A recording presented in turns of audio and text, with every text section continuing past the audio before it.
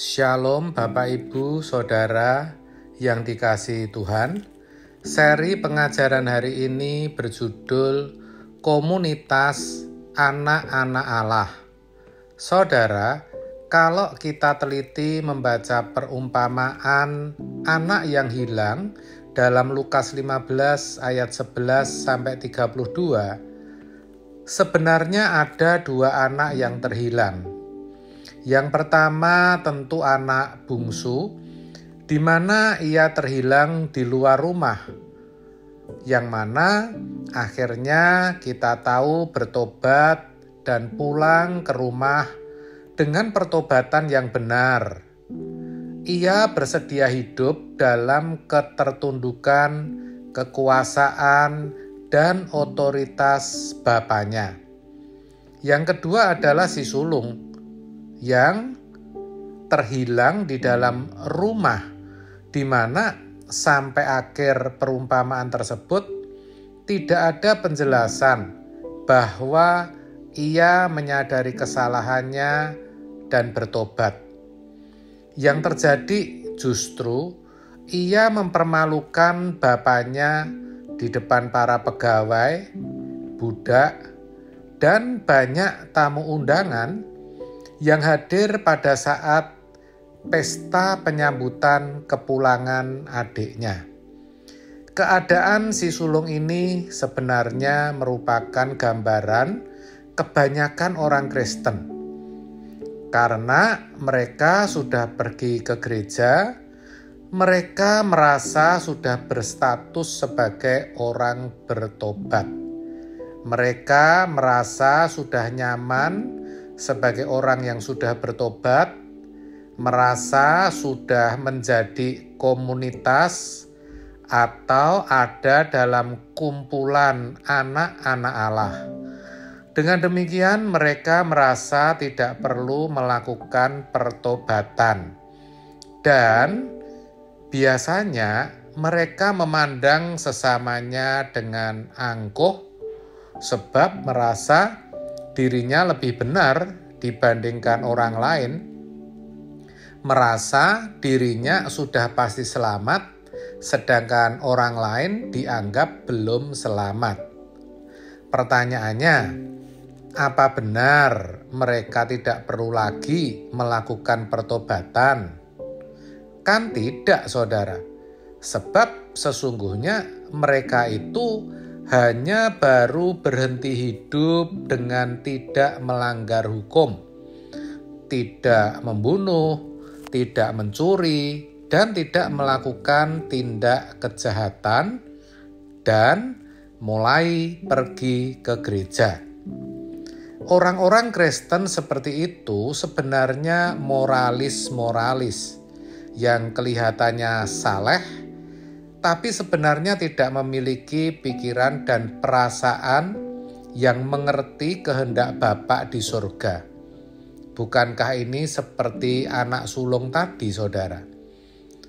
Ini seharusnya membuat kita sedih dan khawatir, sebab realitasnya memang demikian. Kalau sudah menjadi orang Kristen dan pergi ke gereja, sudah merasa sebagai orang benar yang tidak perlu melakukan pertobatan, apalagi kalau sudah jadi aktivis, merasa sudah setia membela Tuhan, padahal tidak memiliki spirit atau gairah seperti Bapak di surga, tidak memiliki pikiran dan perasaan Kristus. Bukankah ini sekali lagi seperti anak sulung yang bersama-sama dengan Bapa, tetapi tidak mengerti pikiran dan perasaan bapaknya? Saudara boleh saja tidak setuju, tapi faktanya orang Kristen seperti itu merasa tidak perlu memiliki pertobatan yang radikal lagi. Mereka tidak mengalami pertumbuhan rohani, kalau tidak boleh saya katakan mati rohaninya. Dan ironinya itu terjadi di dalam gereja, di dalam persekutuan atau komunitas anak-anak Tuhan. Padahal dalam komunitas atau persekutuan anak-anak Tuhan yang ideal, mestinya diisi orang-orang yang berkarakter ilahi, yang memiliki karakter anak-anak Allah, yang hidupnya serupa dengan Yesus. Pertanyaannya, lalu apa ciri komunitas atau persekutuan anak-anak Allah? 1. Tidak lagi memiliki kesenangan dunia. 2. Mata hatinya hanya tertuju pada kerajaan surga. 3. Berani menyerahkan hidup tanpa batas untuk Tuhan. 4. Selalu belajar firman Tuhan dengan benar. 5. Memiliki kerinduan bertemu Tuhan. Intinya, saudara, memiliki kehidupan yang memancarkan kesucian dan dimensi kekekalan.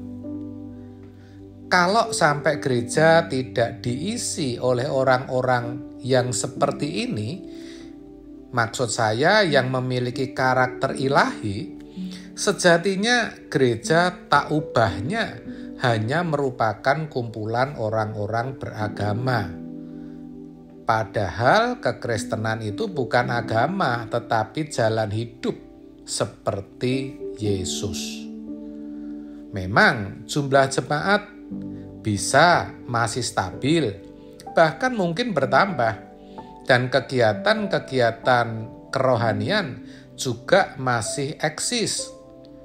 Ada juga kegiatan sosial yang dilakukan, tapi sesungguhnya mereka tidak bertumbuh secara benar di dalam kedewasaan rohani yang dikehendaki oleh Allah. Artinya, kualitas kerohaniannya tetap begitu-begitu saja dari hari ke hari. Dan tanpa disadari, akhirnya banyak gereja yang hanyut dalam berbagai kegiatan. Tapi sebenarnya kegiatan-kegiatan itu hanya untuk kepentingan pribadi yang diakui sebagai kepentingan Tuhan. Memang banyak yang tidak menyadari akan hal ini. Dan yang lebih parah, efeknya hal semacam itu sangat berpotensi menjadikan gereja sebagai ladang bisnis. Ini menyedihkan. Dan ini merupakan keberhasilan penyesatan yang dilakukan oleh kuasa gelap. Sebab itu saudara, kalau kita mau berada dalam komunitas anak-anak Allah, kita mau menjadi anak-anak Allah yang berkenan, mari kita sama-sama membangun kesediaan hidup suci. Kita tinggalkan kesenangan dunia dan kita bela pekerjaan Tuhan tanpa batas. Amin. Tuhan Yesus memberkati.